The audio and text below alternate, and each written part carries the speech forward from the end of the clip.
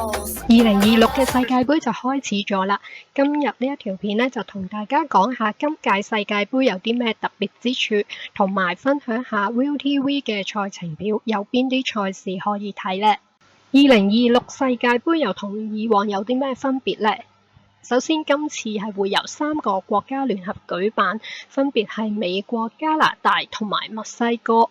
舉行時間由6月11號打到7月19號，橫跨超過1個月嘅時間。點解咁耐呢？因為今屆係比以往多咗16隊嘅球隊，以前係32隊，今屆就有48隊參賽，總共會有104場比賽。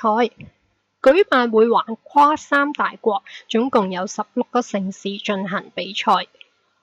今屆世界盃其中一個最大嘅焦點一定就落喺兩大球王41歲嘅 C 朗同埋39歲嘅美斯身上。C 朗破天荒第6次參賽，相信佢最渴望就係幫葡萄牙贏到世界盃冠軍。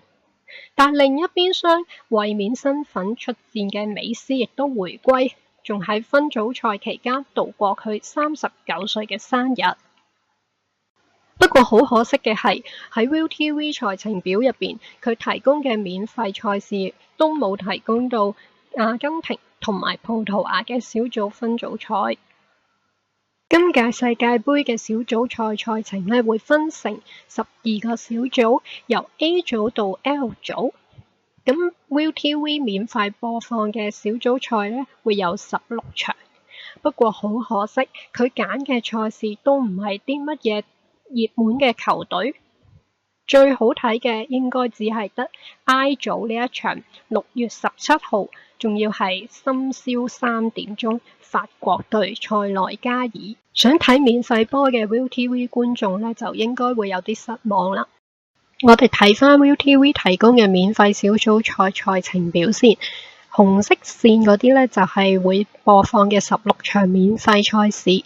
正如頭先所講，喺小組賽事入邊呢，免費播放嘅賽事係冇阿根廷同埋葡萄牙。咁除咗呢兩支熱門球隊之外呢，喺 C 組、E 組同埋 H 組呢，都係一場都冇播放嘅。咁 C 組就有巴西， E 組有德國， H 組有西班牙。不過呢幾隊球隊咁有實力，相信一定可以打到32強嘅。咁喺7月3號開始呢， ViuTV 就會播32強以上嘅賽事，到時就可以欣賞到佢哋嘅表演啦。不過大家留意返，喺32強開始嘅賽事，全部都會係深夜進行嘅，包括1點啦、2點、3點、4點同5點。咁大家如果要睇波呢，就要投足精神啦。今日我嘅分享就去到呢一度，鍾意呢一條片嘅俾個 like 我，留言同埋訂閱我嘅 channel，我哋下次再見。